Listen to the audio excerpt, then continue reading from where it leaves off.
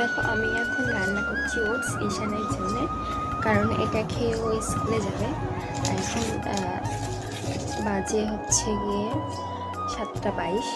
তো এটাকে ওটসটাকে বানিয়ে ঠান্ডা করতে দিয়ে আমি ঈশানকে ডাকতে যাব।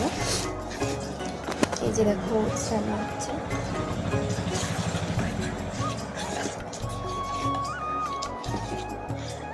তো সকালবেলা ওকে ওটসই রান্না করে দিই, আর যদি কোনো দিন দুধ থাকে তাহলে ওকে দুধ দিয়ে চকস দিয়ে বানিয়ে দিয়ে ও খেয়ে চলে যায়।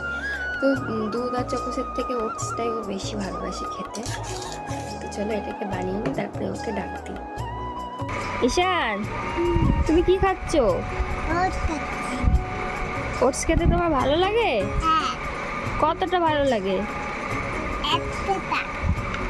কেমন হয়েছে খেতে? তাই নাও, খেয়ে নিয়ে স্কুলে যাবে তো? টাটা।